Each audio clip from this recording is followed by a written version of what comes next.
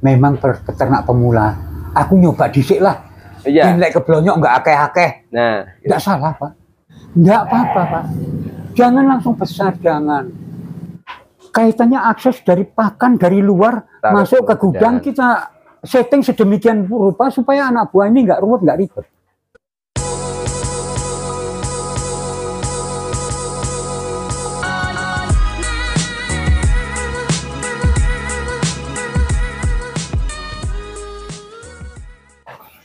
Bismillahirrahmanirrahim. Assalamualaikum warahmatullahi wabarakatuh.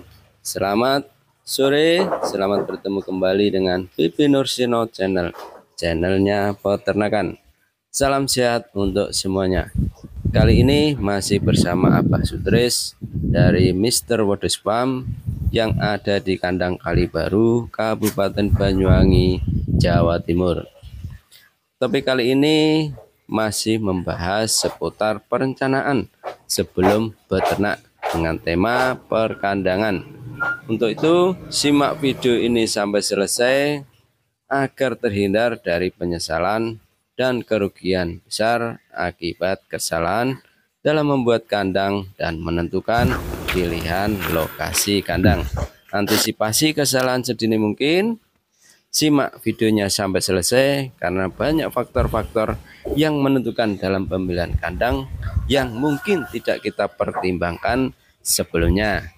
Selamat mengikuti, semoga terus menginspirasi dan bermanfaat untuk kita semuanya. Kemudian bicara soal kandang. Kandang ini persoalan yang pertama adalah persyaratan kandang, Pak. Kandang itu satu, sehat.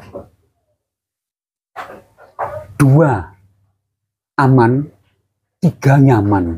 Itu mutlak. Sehat. Antara lantai alas sama dengan ke bawah. Ventilasinya los. Kemudian lagi palungan pakan tidak dangak, tidak terlalu nunduk. Kemudian udara atau matahari dari atas kita berikan kaca fiber supaya dia tembus sampai ke bawah untuk menghambat virus ataupun agar lantai kandang itu kering. Ini adalah kandang tidak bagus, maksudnya tidak bagus itu tidak mewah, tetapi dia ya masuk standar menurut saya. Ventilasinya, palungannya saya bikin double, ada palungan hijauan, ada palungan kering. Jadi kapan mau saya mainkan tinggal pilih palungannya. Nah, sedangkan yang kedua adalah persyaratan aman. Aman ini aman buat ternak-ternaknya nggak berijal ceblok nih ngisor. Kaki. Ya, nah, bikin lantai kandang. Itu juga pengalaman saya udah berulang-ulang. Pertama, karena nggak mikir bahwa kayu itu bakal susut, dibikinlah sedemikian rupa, katakan 1,5. Begitu 2-3 bulan, menyusut, belowok kabeh, anakan pada kecepit. Gitu. Dari situ saya pengalaman itu, kayu basah itu harus kita ambil estimasi 2 mili.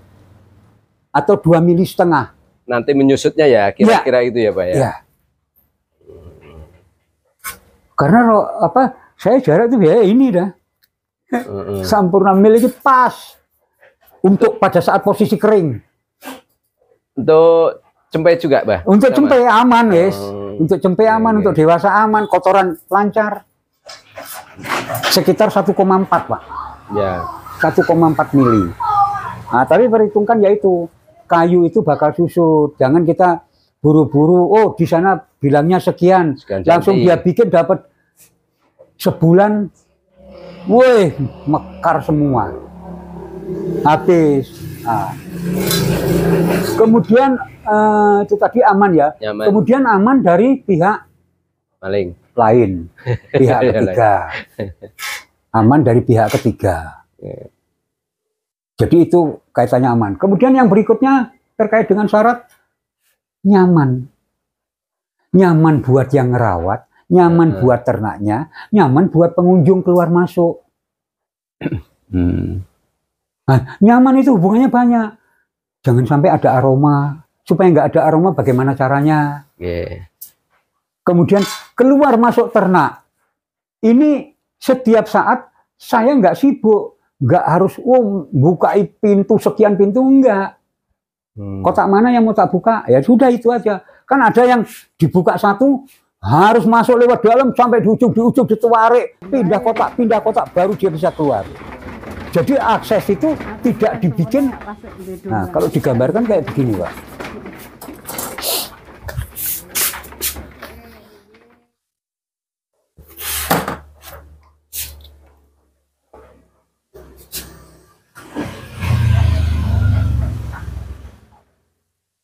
Nah, ini misalnya tempat koloni. Ya. Pintu di sini. Kemudian ini nggak ada pintu, pintunya di sini semua. Manakala mau mengeluarkan ini harus melewati kayak gini. Ini kan sudah tidak nyaman. Buat yang merawat nggak nyaman. Keluar masuk ternak setengah mati. Mau masukkan ternak ke sini harus melewati. Ini usahakan ada pintu masing-masing. Kalau kandang, Mbah, ruangan kandangnya itu ada ruang apa saja, Mbah? Apa kandang kawin, kandang beranak, kandang apa? Kalau kandang ya tentunya kita kalau namanya kita breeding, satu pasti kita butuh kandang kawin. Yang kedua butuh kandang bunting. Kenapa bunting bisa? Takut diantem dengan yang lain. Iya. Terus 3 laktasi. Dan yang keempat, isolasi. Isolasi ini bisa digunakan pada saat yang baru lahiran, mungkin untuk 2-3 hari biar anaknya kuat, kolostrum sudah full, digabungkan, dimasukkan ke kandang laktasi. Atau untuk yang sakit. Kemudian yang terakhir, koloni anakan. Jadi kandang kawin koloni, Bah, ya? Iya, kandang kawin koloni. Terus kandang bunting? Kandang bunting ya koloni semua. Koloni. Ini aja ya, yang engkel. Isolasi. Kandang laktasi kan beranak kan, Bah? Kandang laktasi ini mungkin 3-4 ekor beranak semua ya, kayak kandang di bawah. Nyusuin semua. Oh, koloni, Bah, ya? Iya, di koloni. Kalau untuk kandang beranak sendiri? Sendirikan? Ini masuk isolasi ini, Pak. Oh, di situ ya. Isolasi. Wah, susunya menteng-menteng, mari ngono ceker-ceker terus induknya. 1 ekor 1 ruang, Mbak, ya? Iya. Oh, untuk khusus yang beranak ya. Ini sudah puntingnya wadang banget, Pak. Kemudian dia gelisah, anak buah kan lapor. Makanya sudah mulai malas. Wis, pindahkan ke kandang beranak isolasi. Sehari 2 hari brojol. Nah, di situ berapa hari? Sekitar 3 hari, paling lama seminggu. Oh, langsung masuk ke kandang laktasi. Kandang laktasi. Nah, manakala kita lihat anaknya, misalnya anaknya 3, seminggu, saya kok jangan sampai nanti kepidok-pidok. Biarkan selama kandang isolasi tidak digunakan yang lain. Kenapa segera kita gabungkan? Agar segera anak-anak yang lahir ini bisa menyesuaikan, bisa adaptasi dengan cepat. Ternak itu kan selalu melihat apa yang dilakukan orang lain, apa yang dilakukan oleh ternak lain. Oh, ini makan ini, dia ikut. Oh, ini dia begini, dia ikut. Bahkan Pak Bambang, ada ternak tidak gelem nyusoni. Tak pindahkan ke kandang laktasi. Melihat yang lain nyusoni akhirnya ikut. Iya. Awalnya tak paksa. Setiap nyusoni paksa. Begitu masuk kandang lain, baru dia. Mungkin dia pikir, oh memang ini kok tugasnya mbok. Mungkin gitu. Terus masuk di kandang koloni anak itu nanti umur? Koloni anak ya sejak kecil, Pak. Makanya kandang ini sejak dia kecil.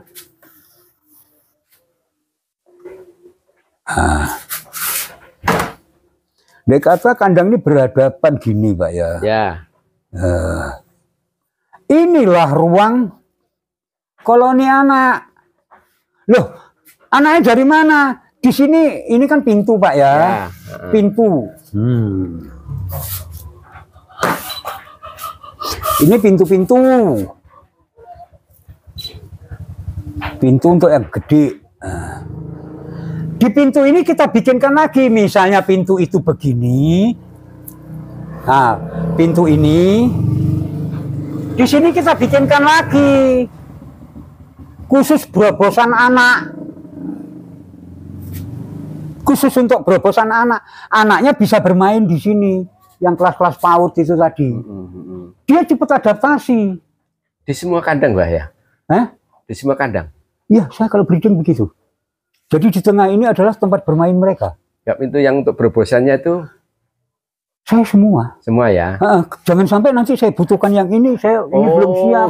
Lebih baik tak bikin semua. Ya. Nah, hanya ini kan kita ada tutup, Pak. Ya. Kalau tidak dipakai kan ditutup. Ya, lebih baik. Pakai papan. Ya, persiapan gitu. Lebih baik siap. Oh, ya, oke. Siapa tahu.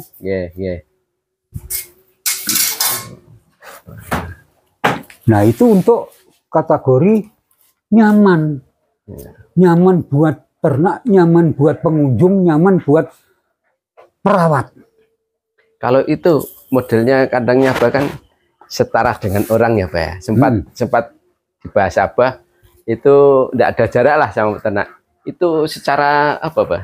Secara buktinya memang harus gitu, Pak. Ternak itu semakin dia akrab dengan yang merawat dan akrab dengan semua manusia. Intinya kenyamanan itu ya. Iya, karena dia merasa aman, merasa nyaman. Lihat sendiri, ternak tak peluk-peluk semua, nggak ada yang lari. Karena dia merasa aman, dia hidupnya merasa nyaman. Bahwa setiap yang masuk adalah bukan hama buat mereka. Akhirnya dia makan kapan saja enjoy. Wong dia sambil makan saya lulus juga nggak pergi.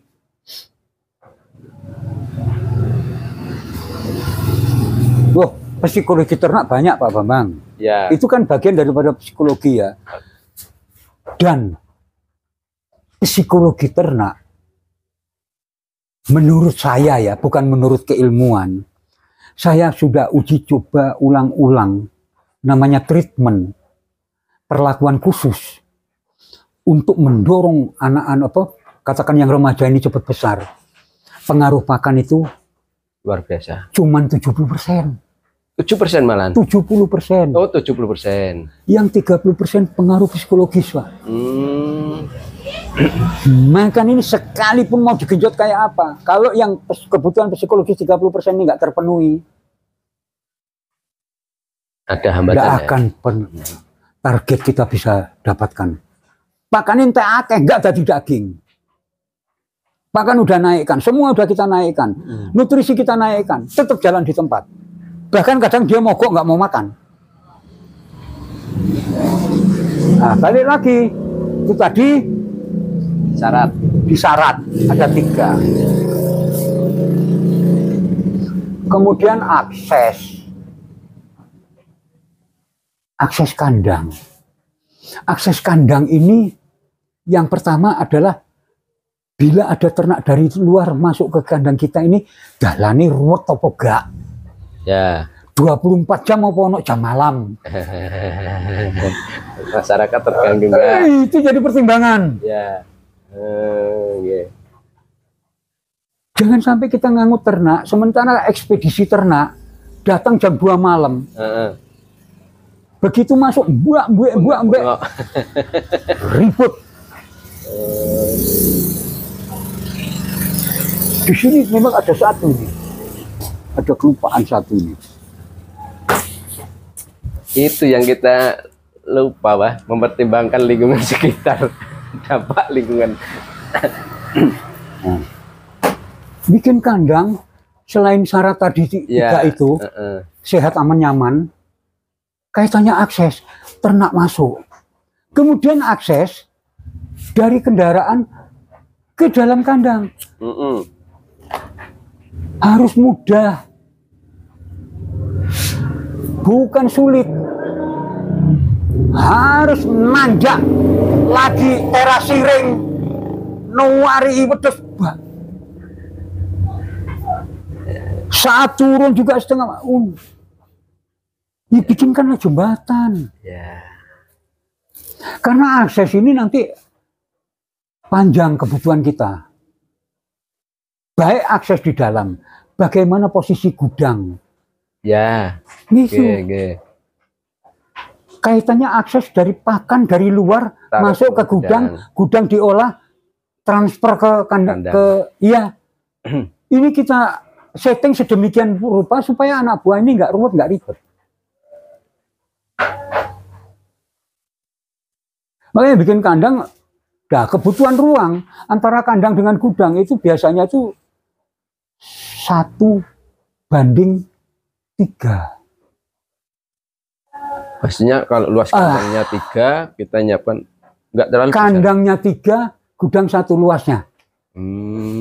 Karena untuk kandang, stok pakan gudang itu lebih luas ya Pak, butuh luas Pak. 10 kali 30 misalnya ya. Kandang paling enggak itu 10 kali 10. Gudang itu. Gudangnya. Iya. Jangan sampai nanti pakan bingung naruh. Terus ini Pak, kebutuhan peralatan. kandang isolasi kan misalnya ternak baru. Seharusnya ada ruang isolasi. Seharusnya ya. Seharusnya yang terpisah baru, bangunannya dengan kandang utama. Ya, Pak, ya? Harus terpisah. Isolasi itu sangat perlu karena kita memantau ternak selama seminggu. Yaitu karena belanjanya dari kandang yang dari luar ya. Nggak jelas. Nah kalau saya kan nggak mau, mesti saya kalau beli harus dari kandang yang jelas. Ya kalau beli dari nggak begitu kenal. Mikir, kalau yang dari kenal saya udah tahu, udah langsung Pak. Iya. Tapi tetap saya isolasi Pak. Enggak saya campur, tetap saya isolasi tapi di ruang-ruang ini salah satu saya ambil, enggak saya campur langsung.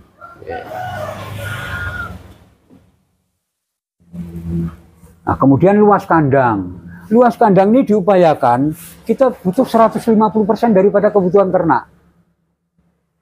Kalau kita mau pelihara 10 ekor, setidaknya kita bikin kandang untuk kebutuhan 15 ekor. Kalau kita mau pelihara 20 ekor, setidaknya kita pelihara 30. Untuk 30. Karena kalau sudah bikin kandang sekali, malas mau bikin lagi. Mau nambah lagi itu berat banget rasanya. Jadi sekalian ketika bikin kandang, diestimasi ke... Iya, setidaknya tuh 150% dari perencanaan. Oke. Nah, kemudian yang berikutnya ini sama antara pakan dengan dampak lingkungan. Dampak lingkungan itu yang pertama, kalau kandang itu dampak suara. Pada saat menjelang ngasih makan ribut, berisik. Itu satu dampak. Nah kira-kira gimana? Ya itu lakukan penjajakan. Kalau bau lebih mudah ya Pak. Terus yang kedua bau. Kalau bau masih bisa kita atasi pakai E4. Kita ngatasi. Iya. Kalau yang sudah semprot amonil selesai. Kalau penyemprotan kandang, Mbah? Penyemprotan kandang itu seyogianya per minggu. Pakai Destan aja, obat-obat ringan itu. Destan. Tapi ini lama banget, Pak. Biasanya kalau sudah ada mulai kena satu, apakah batuk apa sakit mata, nah itu. Jadi jarang banget, kalau enggak ya enggak. Harusnya itu tiap minggu.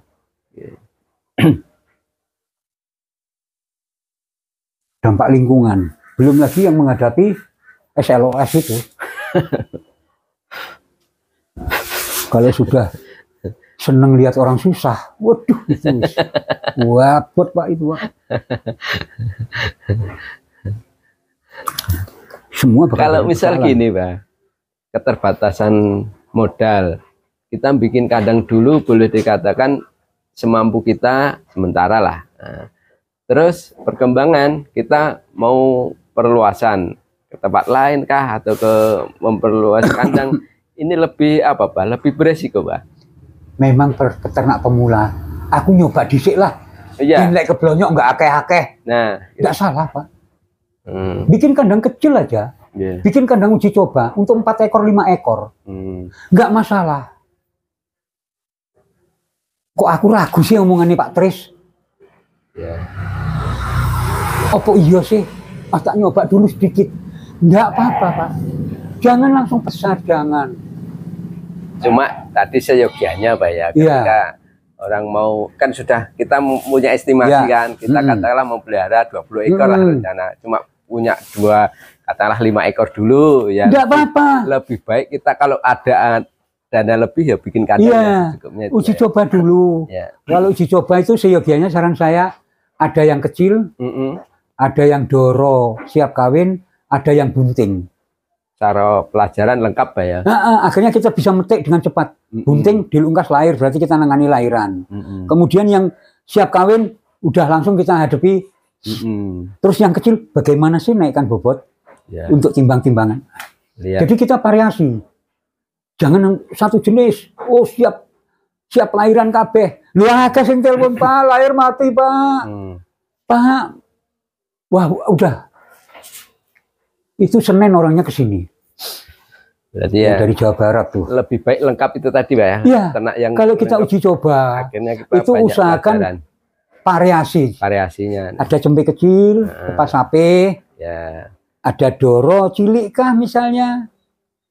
Kemudian ada yang bunting. Wis ikut tok ae lek durung mampu beli pejantan. Terus kan bisa lihat. Atau beli pejantan satu yang umur 4-5 bulan. Begitu babon ini lahir, ini sudah siap untuk ngawin. Paling enggak kan jantannya sudah umur 9 bulan. Paket hematnya gitu Pak ya. Iya. Jadi sampean juga biaya nggak terlalu besar. Nah, untuk anakan ini sampean untuk timbang-timbangan. Oh, per bulan tumbuh sekian, oh tumbuh sekian, oh tumbuh sekian. Dengan pakan kayak begini. Jadi dengan pengujian itu sampean juga nunggu lahiran juga nggak lama kalau yang sudah bunting.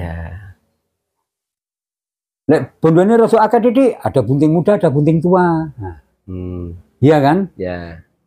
Kalau bondone pas-pasan ya itu satu cempe kecil, jantan kecil, doro, induk bunting. Nggak usah banyak dulu.